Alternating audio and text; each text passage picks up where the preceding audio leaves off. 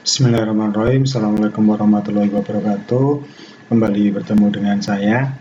Kali ini kita akan membahas mengenai aplikasi e-bisnis, melanjutkan materi mata kuliah e-bisnis pertemuan 3. Aplikasi e-bisnis di sini di slide pertama, Millennial Generation the Digital Learners. Nah, ini revolusi media digital. Kalau dulu hanya menggunakan televisi, lalu generation X di sini komputer, lalu sekarang beralih ke mobile phone atau HP. Ya, cuman ini tidak ditinggalkan, ini tidak ditinggalkan. Cuman trennya pengguna ya sekian banyak itu lebih sering menggunakan HP untuk mengakses informasi di masa sekarang.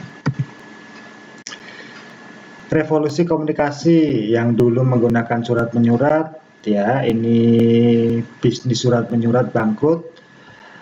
Terus telepon yang dulu Telkom menggunakan telepon ini juga penggunanya langsung berkurang drastis. Televisi ini masih cuman sekarang pada beralih ke YouTube ya. Dan sekarang menggunakan teknologi HP, laptop, internet untuk mengakses informasi secara cepat ya. Bisa kapan aja, di mana aja. Next. Ekonomi digital. Nah, ini revolusinya. Pekerja dulu hanya seperti ini, bekerja manual, pabrikan, dan sekarang lebih cenderung ke digital ekonomi. Banyak perusahaan yang bekerja memasarkan produk, menjual produk itu melalui digital atau online. Next, internet. Nah, ini salah satu media atau infrastruktur yang digunakan untuk mengimplementasikan e-bisnis. Suatu jaringan komputer global yang menghubungkan jaringan private dan publik untuk berbagi informasi antar lembaga. Di sini ada lembaga pendidikan, lembaga penelitian, pemerintahan, bisnis, dan masyarakat umum. Ya, memang internet ini adalah jaringan komputer terbesar di dunia. Semua orang banyak yang mengakses di seluruh dunia dan digunakan untuk berbagi informasi di sini. Mulai digunakan untuk komersial sejak tahun 1995, dikenal dengan basis foundation dari New Digital Network Economy. Karena sangat esensial, di Amerika Serikat banyak inisiatif yang dimotori oleh pemerintah untuk menjamin dominasi Amerika di bidang ekonomi baru ini. Di negara lain perkembangannya eksponensial. Jadi internet ini mulai berkembang itu tahun 1995, yang dulu hanya sebatas browsing dan email, sekarang banyak digunakan untuk transaksi bisnis ya, untuk berjualan di sini. Next, nah ini internet. Pengguna internet Indonesia posisinya di sini. Ini slide 1 tahun yang lalu, berarti survei ini di tahun 2019.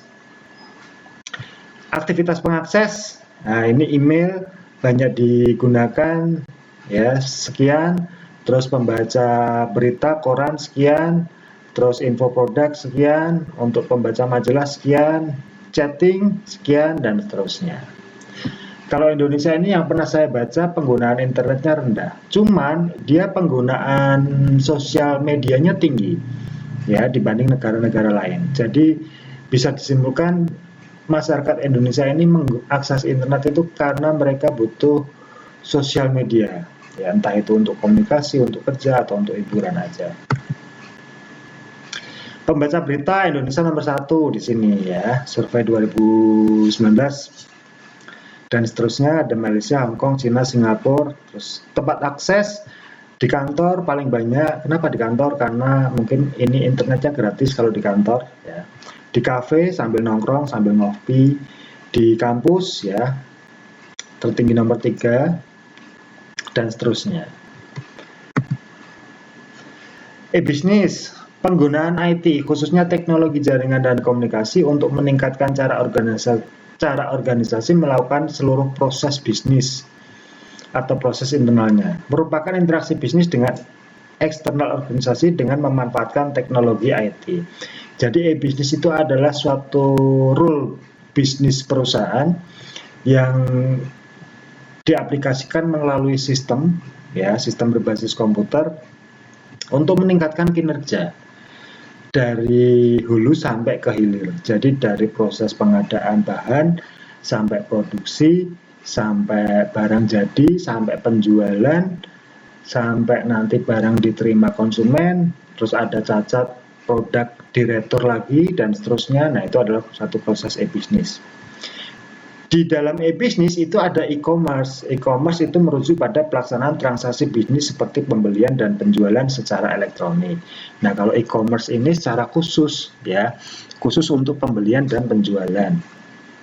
Ketika perusahaan itu melakukan kulak atau beli bahan yang akan diproduksi, dia bisa menggunakan e-commerce. Dan ketika nanti barang jadi, terus produk dijual ke konsumen, itu juga menggunakan e-commerce. Nah, di sini perusahaan sengaja merekrut tenaga-tenaga IT yang ditempatkan untuk mengelola ini, karena ini skill khusus, ya. Ini konsumsi Anda. Tidak bisa karyawan sembarangan yang mengelola ini. Kalau mereka gaptek, tidak paham teknologi, nggak jadi. Ya.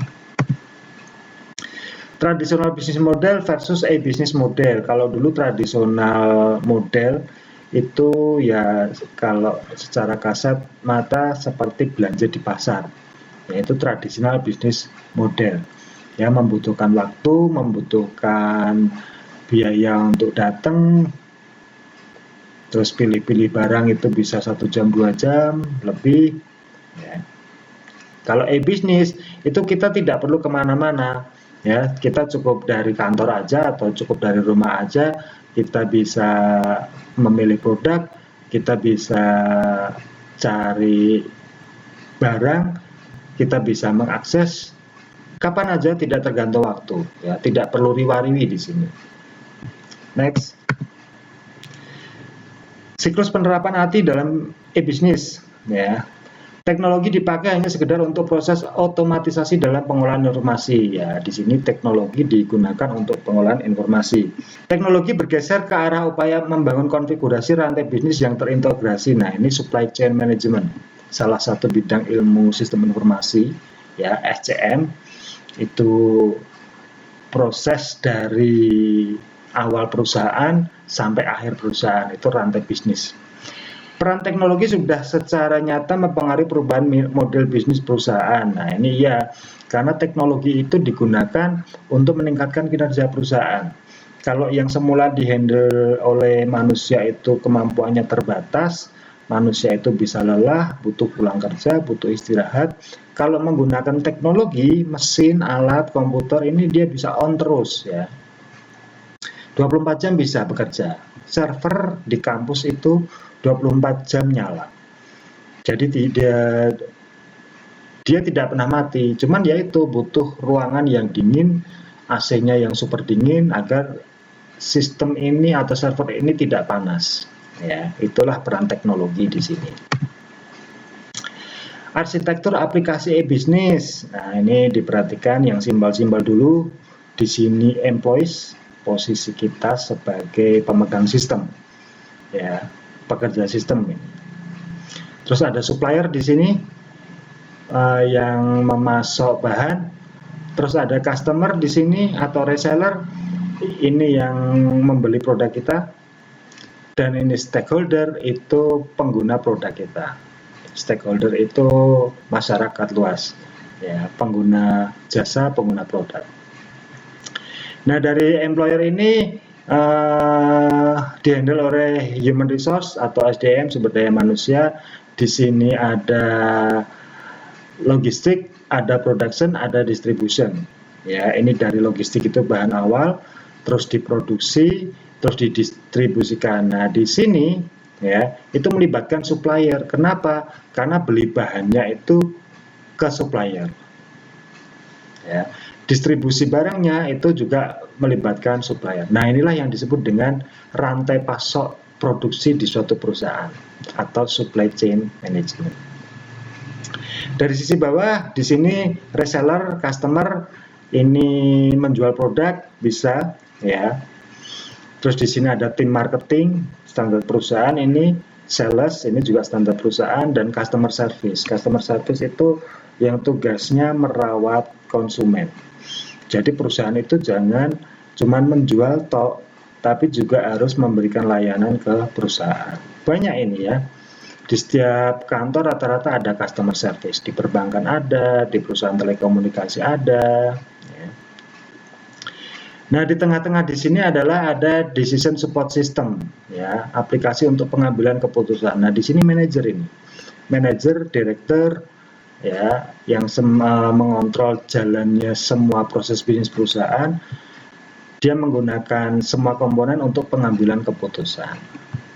Terus yang di sisi sini ada enterprise aplikasi terintegrasi, aplikasi perusahaan yang terintegrasi. Nah, ini macam-macam, ada SIM, ada SIA. SIM itu sistem informasi manajemen, mata kuliah kita. SIA itu sistem informasi akuntansi, kuliah kita. Terus ada lagi ACE, Executive Information System, ya, kita singgung juga di mata kuliah. Nah, dari sini menghasilkan finance, accounting, auditing. Nah, kalau finance ini keuangan, accounting ini keuangan. Kalau di mata kuliah kita ini masuknya dasar akuntansi, ini masuknya sistem informasi akuntansi, ini masuknya audit sistem informasi. Nah, kebetulan saya ngajar semua ini. Dan melibatkan stakeholder. Ya. E-business application. Nah, ini di sini ada aplikasi-aplikasi e-business. Yang pertama ada ERP, Enterprise Resource Planning, sistem informasi pendukung e-business yang menyediakan berbagai macam kebutuhan perusahaan seperti supply chain, CRM, marketing, warehouse, shipping, dan payment, serta mampu melakukan otomatisasi proses bisnis.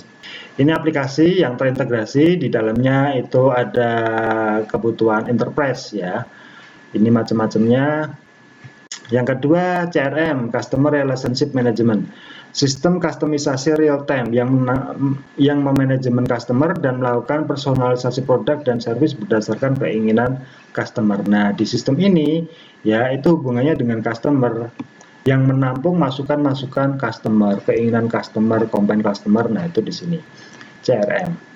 EAI, Enterprise Application Integration, merupakan konsep integrasi berbagai proses bisnis dengan memperbolehkan mereka saling bertukar data yang diambil dari model proses bisnis yang dikembangkan oleh pemakai. Nah, AI ini ya sistem terintegrasi juga, bisa di dalam satu perusahaan, bisa antar perusahaan. Contohnya gini, sistem ini digunakan untuk perusahaan sepatu. Perusahaan sepatu itu komponennya ada bawahan sepatu, terus ada kulit sepatu, terus ada tali sepatu misal. Nah, bagian perusahaan yang mengelola kulit ada sendiri, bagian yang perusahaan yang mengelola kulit jadi sepatu ada sendiri. Nah, ini dia terintegrasi ya, karena ini saling membutuhkan informasi, datanya, dan proses bisnisnya. Jadi di sini terjadi proses pertukaran data yang diambil dari model proses bisnis yang dikembangkan oleh pemakai. Selanjutnya SCM atau Supply Chain Management, manajemen rantai supply secara otomatis terkomputerisasi.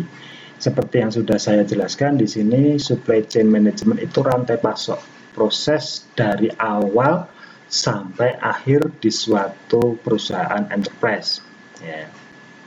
Dari awal itu maksudnya dari perusahaan itu beli bahan, kulaan, ketemu dengan supplier, terus bahan-bahan ini diolah, ada satu proses produksi di situ, terus produksi ini menghasilkan produknya dievaluasi, ada quality control di situ, terus produk itu dijual ke konsumen, ya, dipasarkan oleh marketing, sales, ya.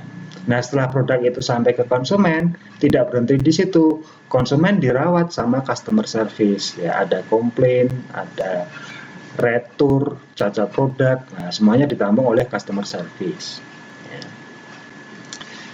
Next, ECS, Enterprise Collaboration System, support and enhance communication and collaboration among the team and work group in an organization. Nah, ini struktur kinerja di suatu unit organisasi, ya. Kolaborasi sistem untuk suatu perusahaan.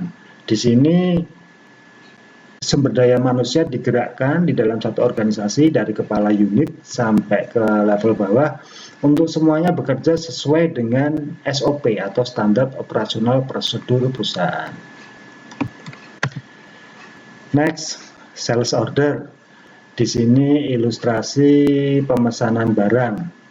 Ya. Customer memesan produk menggunakan telepon, menggunakan laptop, menggunakan PC, menggunakan HP, diterima oleh customer management. Terus customer management ini memberikan harga, kira-kira harganya segini, ternyata deal, oke, beli, cek, barangnya ada, lalu proses packing, ya, warehousing, packing, pengiriman barang. Nah, di sini packaging dan pengiriman barang, di sini lalu proses pembayaran. Ya. Cuman kalau bisnis online itu biasanya di sini dulu bayar dulu baru barang dikirim. Ya, cuman kalau ini perusahaan besar mungkin modelnya tempo, bisa jadi barang dikirim dulu baru setelah sampai dibayar. Ya, cuman ini membutuhkan relasi yang kuat. Kalau orang baru biasanya nggak mau perusahaan mengirim. Ya, harus yang sudah kenal. Mengapa e-business? Ya, di sini how can we add value to our customer and our business partner? Jadi kita bisa melayani customer kita, rekan bisnis kita, ya, dengan cepat, efektif, dan efisien. How can we enter new market, product, service, attract attention, and reduce business risk? Ya, di sini dengan e-business kita bisa membuka peluang pasar baru, memperluas produk, memberikan pelayanan servis yang mudah hanya dengan di belakang komputer, dan mereduce resiko bisnis atau mengurangi resiko bisnis. Bagaimana kita how can we increase revenue and profitability? Bagaimana kita meningkatkan profit atau laba, ya, menggunakan e-business. Ya, kita bisa memperluas pasar, kita bisa memperluas market, kita bisa promosi kapan aja, di mana saja, sehingga revenue ini meningkat.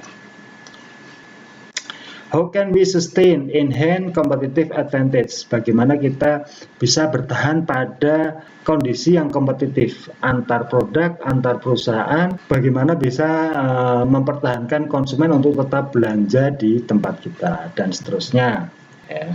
Positif dan negatifnya e-business. Di sini mengurangi biaya operasional, ya, karena tidak perlu operasional ketika kita bekerja secara digital. Pelacakan status produksi dan distribusi sangat mudah dan berkelanjutan. Nah, kalau semuanya terekam di sistem, kita bisa melacak, kayak di Tokopedia, misal, ketika kita beli barang, terus kita sudah transfer uang, terus barang dikirim. Nah, ini di sini kita bisa nge-trace, ya, posisi barang kita sampai di mana, apakah masih di packing atau masuk ke jasa pengiriman barang atau ekspedisi, atau sudah dikirim, atau sudah masuk ke kota Kudus, dan seterusnya. Outbound logistik bisa dilaksanakan, oke. Mengurangi inventory buffer, oke. Distribusi produk akan lebih cepat dan lebih akurat. Aktivitas inbound logistik dapat ditingkatkan. Outbound logistik itu apa? Outbound logistik itu seperti kulak bahan, ya, bisa dilaksanakan menggunakan e-business antara perusahaan dengan supplier. Jadi logistik itu bahan-bahan yang digunakan untuk proses produksi. Inventory buffer ini antrian pesanan barang. Dengan menggunakan e-business kita bisa ngecek barang-barang pesanan yang masuk, langsung bisa diproses, langsung bisa dikirim. Distribusi produk akan lebih cepat dan lebih akurat. Nah, ini proses pengiriman bekerjasama dengan ekspedisi barang, ya. Inbound logistik ini proses di dalam perusahaan, ya, proses produksi di dalam perusahaan bisa ditingkatkan. Kenapa? Karena terbantu oleh sistem. Meningkatkan efisiensi operasi internal, ya, meningkatkan efisiensi penjualan dan pemasaran, ya, karena di sini proses operasi internal menggunakan sistem penjualan dan pemasaran juga tidak butuh operasional tinggi karena cukup dengan foto-foto digital. Positif dan negatif e-bisnis yang kedua, di sini meningkatkan revenue atau pendapatan, dapat meningkatkan market exposure atau pangsa pasar, memperpendek waktu produk, ya, meningkatkan customer, ya, meningkatkan value chain atau rantai pasok, ya, mendukung ketersediaan layanan, ya, meningkatkan pelayanan kepada pelanggan dan dukungan purna jual, ya, meningkatkan efisien dan efektivitas SDM, ya. Kita bahas satu-satu. Meningkatkan market exposure atau pangsa pasar, karena dengan online cukup dengan satu web produk kita bisa mendunia dengan sedikit teknologi SEO, Search Engine Optimization. Jadi ketika produk kita dicari di Google, maka dia akan menempati posisi halaman 1 Google. Nah, itu penting, ya, karena kalau tidak ketemu di Google, produk itu tidak diketahui masyarakat luas, ya. Memperpendek waktu produk cycle. Nah, ini karena dibantu oleh sistem, maka birokrasi proses bisa dipotong di dalam suatu perusahaan. Maka siklus produknya akan lebih simpel kalau menggunakan sistem. Meningkatkan customer loyalty. Nah, ini karena ada customer service, konsumen itu dirawat sehingga konsumen itu loyal kepada produk kita. Dia akan menggunakan terus produk-produk kita. Value chain, rantai pasok dari hulu ke hilir, proses produksi, mendukung ketersediaan layanan, ya. Nah, ini peran customer service, ya, melayani konsumen bisa dibilang 24 jam di sini. Kapan aja kita komplain maka akan dibalas oleh customer service.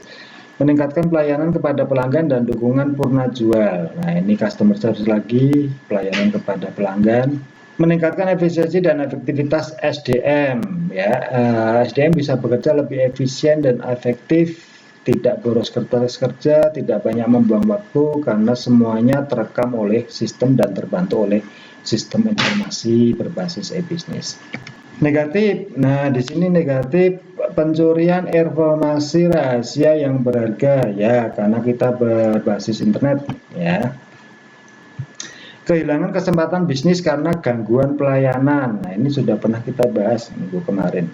Kehilangan kepercayaan dari para konsumen karena berbagai macam faktor seperti usaha yang dilakukan dengan sengaja oleh pihak lain yang berusaha menjatuhkan reputasi perusahaan tersebut. Nah, ini sudah kita bahas, ya. Minus e-bisnis. Faktor penyebab keberhasilan e-bisnis, validitas data. Kedua belah pihak dalam transaksi harus dapat menyatakan keaslian identitas keduanya. Ini harus valid dulu transaksinya, jangan sampai identitas palsu yang digunakan. Terus integritas data, kedua pihak harus yakin bahwa informasi yang dipertukarkan akurat dan tidak dapat diubah selama proses transaksi. Yang ketiga, privasi, kerahasiaan transaksi bisnis dan informasi apapun yang dipertukarkan harus disimpan dengan baik, ya, tidak untuk dipublish secara bebas. Jadi privasi ini hanya antara penjual dan pembeli yang tahu. Integritas data ini produknya harus fix dulu sebelum transaksi. Validitas ini keaslian identitas, jangan sampai kita tertipu di sini, ya, oleh pembeli-pembeli yang tidak bertanggung jawab. Next. Oke, segini dulu kuliah kali ini. Untuk slide selanjutnya bisa Anda pelajari sendiri, ya. Anda baca-baca sendiri. Sekiranya nanti belum jelas, mari kita berdiskusi di grup WhatsApp agar saya bisa memberikan penjelasan satu untuk semua mahasiswa. Oke, terima kasih. Kuliah Sampai segini dulu kuliah saya tutup. Billahi taufik wal hidayah. Wassalamualaikum warahmatullahi wabarakatuh.